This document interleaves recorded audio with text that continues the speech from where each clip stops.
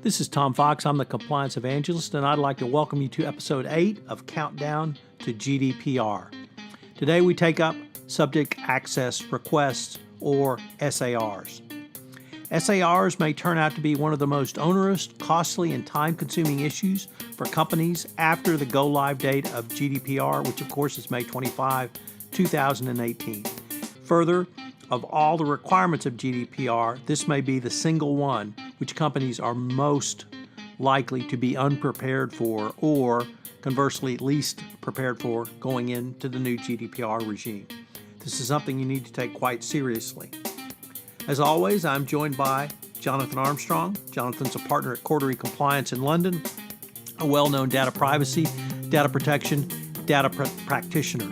Countdown to GDPR is a part of the Compliance Podcast Network. Hello, everyone. This is Tom Fox, back with Jonathan Armstrong for another episode of Countdown to GDPR. Today, we're going to take a look at data subject rights, which I think for the United States compliance practitioner or data privacy officer may be one of the most difficult things to get their arms around.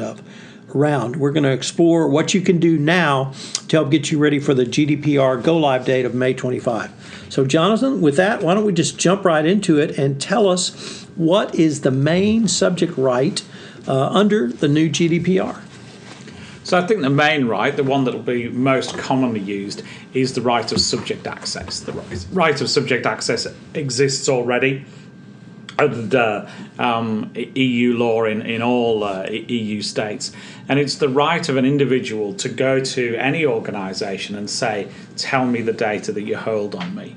Now, in most jurisdictions, you can charge a small fee for that. The fee is generally fairly trivial, but it does put off a lot of applicants. So post-GDPR go-live, we're going to see a significant increase in the number of subject access requests that people will make. And excuse me, and it's as wide as you think it is. You can say, tell me the data you have on me. So if that's an airline that you're making the request against, that's going to be your records of traveling on that airline and passport details if they hold them and details of where your luggage has been, etc., etc. And answering these requests can be difficult indeed. Some of our clients say that they spend between 100 and 300 hours per request. Not only have you got to fulfill the request by giving the data you have, but you should redact out the data on other people. So let's say it's emails, for example, then the email might be sent to Tom Fox, but 10 other people have been copied in. You've probably got to redact out the details of those other 10 people. Let's say it's a email relating to a performance appraisal and a senior manager is saying, let me tell you how my 7 direct reports performed in their performance appraisals this year. You've got to disclose the information on that one individual who's made the request, but redact the information on the other 6. And oftentimes that isn't as easy as it seems, because there might be words like he or she, which will point to who the individual is in a team. There's things like cell phone details, for example, which might be on the footers of emails that would identify individuals. And all of that stuff's got to be redacted out as well. So, once again, for the U.S. compliance practitioner or the U.S. Data protection professional, that is going to be, I think, almost antithetical to the way we do business here in the U.S., which most companies can keep things confidential.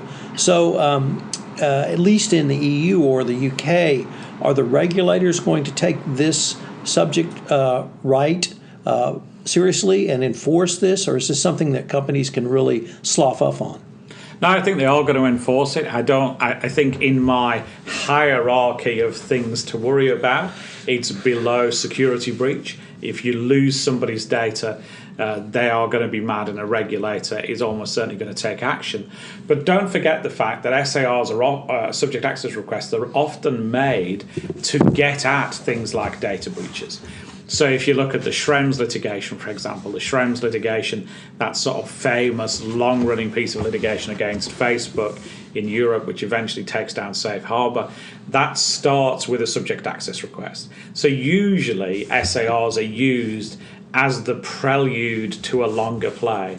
And they can be used in some jurisdictions a little bit like you might use pre-action discovery in the US to try and get information to see if there is a case that's worth running. Now, regulators traditionally have, and courts, have frowned upon SARs being used as pre-action discovery. We've got lots of case law on that in the last few years, but people are trying to make cases, make complaints using SARs to get a lot of data to sweat and then decide what to do next. Jonathan, one of the things it seems to me you've emphasized throughout this podcast series is companies need to have a process and a procedure in place. Yeah.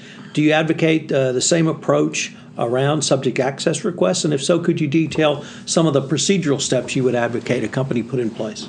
Yeah, absolutely. I think for most organizations, it's similar to security breach again. You need two processes in place. The first should go to almost everybody in the organization. If in doubt, why not everybody? And it should tell them what a subject access request looks like and what they should do with it.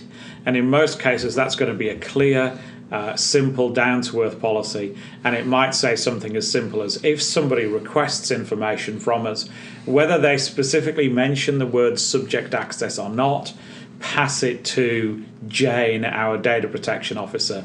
Don't reply, and she'll take it further. So for the wide employee population, that might be good enough. Remember that whilst a subject access request does have to be made in writing, in some circumstances an oral communication could be a valid subject access request, and requests via social media, for example a post on the company's Facebook page, will count as a valid SAR. And then there should be a more detailed procedure for the DPO or her delegates in country or whatever to handle those requests, to go through whether it's a valid request.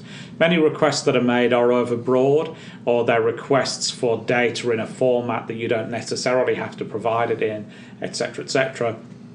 So there needs to be a more highly trained person there who can diagnose whether that request is validly made and deal with it. But don't slip up the opportunity, in most cases, to speak to the data subject.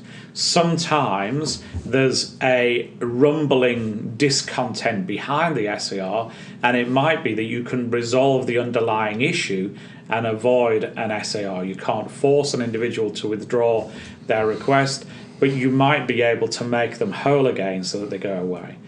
And then the final thing to say is, obviously we've concentrated on subject access. They're going to be the most common requests, but there are various other rights that data subjects have under GDPR.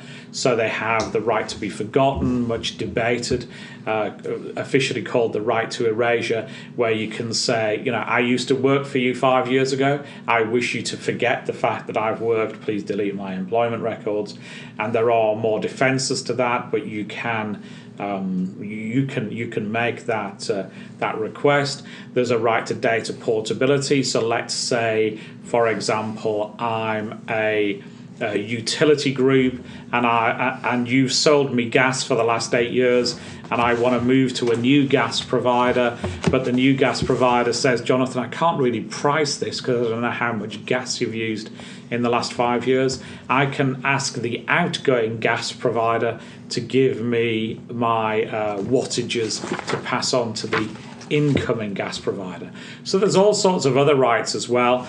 I'd say, wouldn't I, that for those, they're newer, more complex, and you're probably going to need to take proper external advice on how to handle those, particularly if it's something like data portability, which could be business critical for you.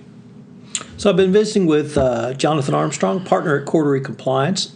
Today we've been taking a look at subject access requests, what they are, how companies comply with them, and really the importance that you be ready for them.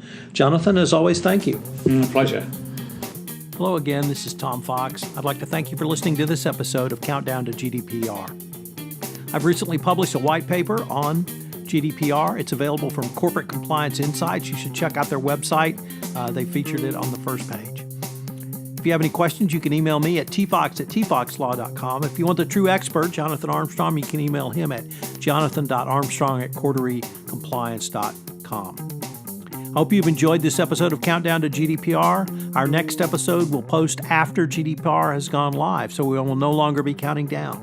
We will be in the GDPR regime. I hope you will check it out. We will continue the podcast going forward. Countdown to GDPR is a part of the Compliance Podcast Network.